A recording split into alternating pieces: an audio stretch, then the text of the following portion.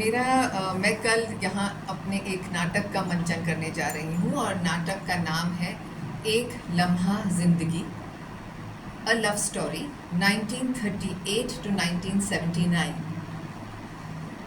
38 वो साल है जब मेरे नाना नानी का विवाह हुआ था, यानी कि सैयद सज्जाद ज़हीर और रज़िया सज्जाद ज़हीर, इन दोनों का विवाह हुआ था।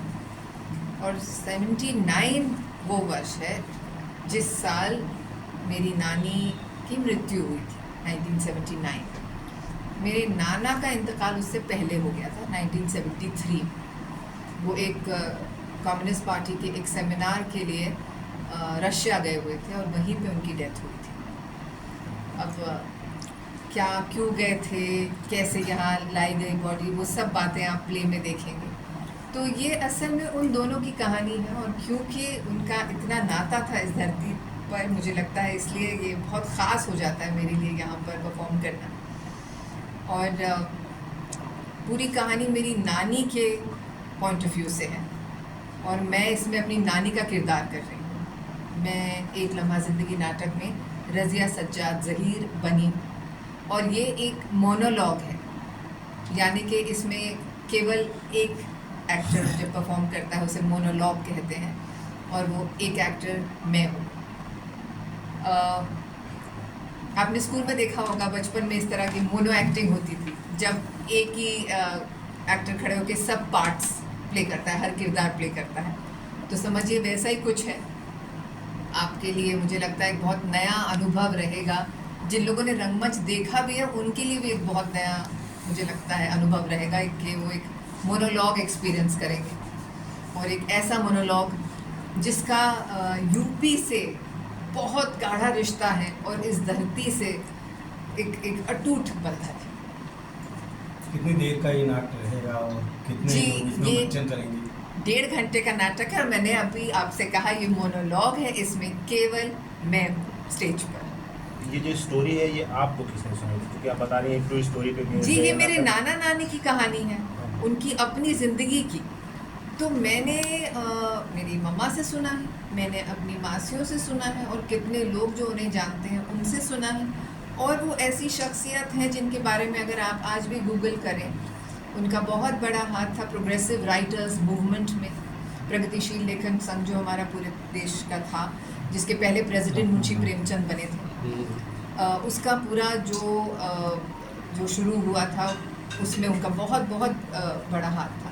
बम्बई में जो पूरा हुआ था प्रोग्रेसिव राइटर्स मूवमेंट, जिसमें सब साहिल लुधियानवी, कैफी आज़मी, मजाज, ये सब थे, उसके भी एक तरह से उस पूरी मुहिम की नींव रखने वाले मेरे नाना थे सज्जाद ज़हीर। तो ये उनकी कहानी है, और 1.5 घंटा अवधि है इस पूरे नाटक की। ये जो फार्मा पार्ट है बहुत ही कम देखने को मिलता है मोनोलॉग। जी, आपने रंगमंच की बात की, वहाँ पे दिखता है, कई नाटक अकेडमी में दिखता है, लेकिन ये धीरे धीरे विलुप्त हो रहा है। जी हाँ, क्योंकि मुश्किल है ना किसी भी एक्टर के लिए, अकेले पूरा मंच संभालना और पूरी बात कह पाना मुश्किल होता है। मगर मुझे ऐसा लगता है कि हमारा सरस्वती का हाथ है मुझ पर, कि मैं सर पे मेरे कि मैं कर पाती हूँ। और मैंने इससे पहले भी जो नाटक किया है जिसका नाम है विद लव आपकी सैयारा, जो बहुत प्रसिद्ध हुआ है। हमने असल में हिंदी थिएटर के सारे रिकॉर्ड तोड़ दिए उस प्ले के साथ। मैंने उसके 3.5 साल में 129 शोज़ कर लिए हैं, और 47 शहरों में देश में, लंदन में भी हम शोज़ करके आए हैं, और अगले कुछ महीनों में हम ऑस्ट्रेलिया भी ले जा रहे हैं, और बाकी कुछ बाहर और जाएंगे। वो भी एक तरह से एक पात्र ही है, मोनोलॉग ही है। उसमें 2 और कैरेक्टर्स आते हैं, मगर वो शुरू में 5 मिनट आते हैं, बीच में 5 मिनट और अंत में 5 मिनट। तो प्राइमरीली पूरी तरह से अगर आप देखें तो वो भी एक मोनोलॉग ही है। तो मगर कहने को उसमें है 3 पात्र, मगर एक लम्हा ज़िंदगी में सिर्फ एक पात्र है, रज़िया। रज़िया अपनी कहानी सुनाती है और उस अपना जीवन सुनाती है 1938 से लेकर 1979 तक। ये विंटेज लव स्टोरी है। अब तो चीज़ें बदल गई हैं, सिचुएशनशिप टाइप की चीज़ें आ गई हैं। तो कैसे देख रहे हैं उस समय की चीज़ों को और अब की चीज़ों को, और क्या रिप्रेजेंट कर आपके इस प्ले में कर रही है? बहुत अच्छा सवाल किया आपने, और यही बात ये प्ले दर्शाता है। बंधन, रिश्ते, पति पत्नी का रिश्ता, माँ और बच्चों का रिश्ता, आपस में दोस्तों का रिश्ता, एक व्यक्ति का अपने देश से रिश्ता, एक देश प्रेम, ऐसा देश प्रेम जिसमें आप देश को अपने से पहले रखते हैं, उसके बाद सारे रिश्ते आते हैं, घर बार, बच्चे, अपना रहन सहन, अपनी लग्जरी, सब बाद में आते हैं और पहले आता है मुल्क, अपना देश। और जहाँ तक आपने बात की, आजकल सिचुएशनशिप का ज़माना है, ये एक ऐसी प्रेम कहानी है जो शादी के बाद शुरू होती है, और एक ऐसी शादी जो इतने वर्ष चली, मगर कितनी कठिनाइयों और कितनी बार दोनों अलग हुए। क्यों अलग हुए वो आप नाटक में देखिएगा, क्योंकि इतिहास एक तरह से इस पूरे प्ले का बैकग्राउंड है।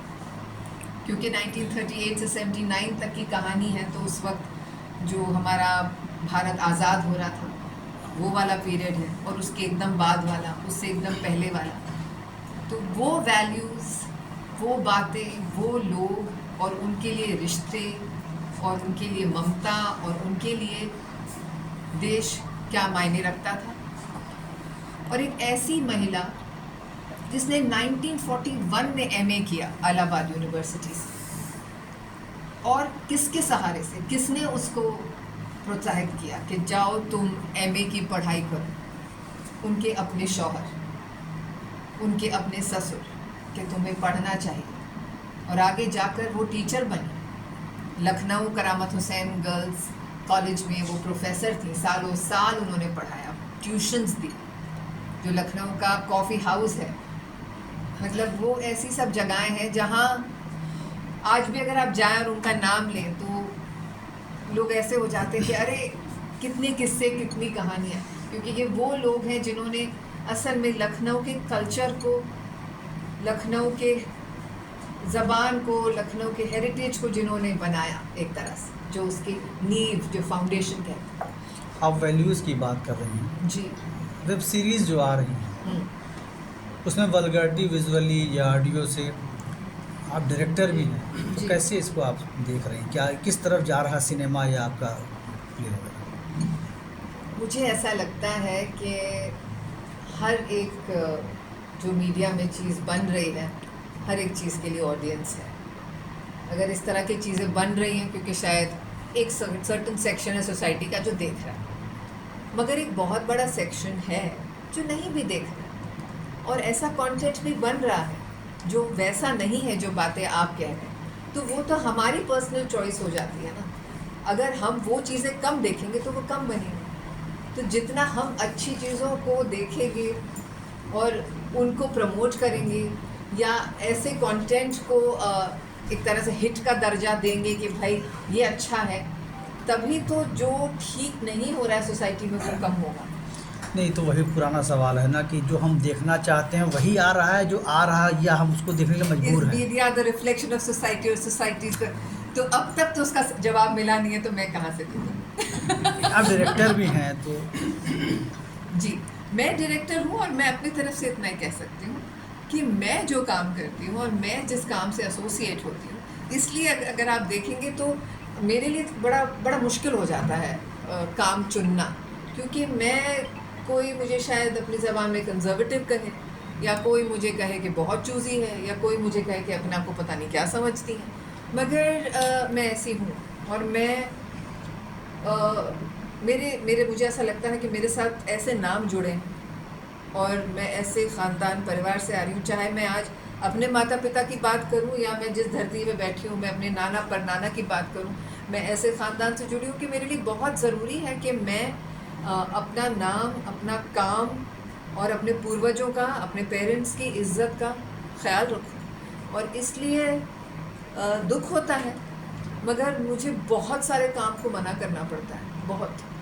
पॉलिटिक्स में कभी जाने की इच्छा हो रही है? देखिए, पॉलिटिक्स में जाना मतलब मेरे पिताजी तो हैं पॉलिटिक्स में, और जब भी इलेक्शंस होते हैं मैं हमेशा उनके साथ रहती हूँ, कैंपेन्स में रहती हूँ। अभी धनंजय भाई जैसे कह रहे थे कि बहुत गर्मी है, मैं कहा एक 2 लाइन एक फिल्मी और एक पॉलिटिक्स, हमको गर्मी की आदत होती है ना, क्योंकि हमारा तो काम ही है लोगों से मिलना, तो अगर हम गर्मी और सर्दी से बचेंगे तो हम लोगों से कैसे मिलेंगे। तो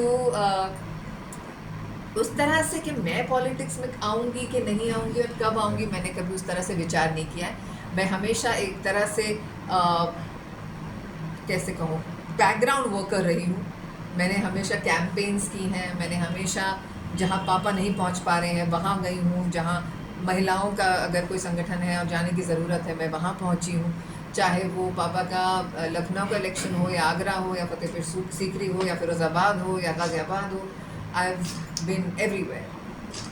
या टुंडला हो। मैम या टूंडला फिरोज़ाबाद कहा मैंने, मैम कोई खास टूंडला समय तो है? हमारा शहर। हमारा मैम खास समय है इस समय, इतने सालों बाद आप पहली बार जौनपुर में खड़े हैं, आपके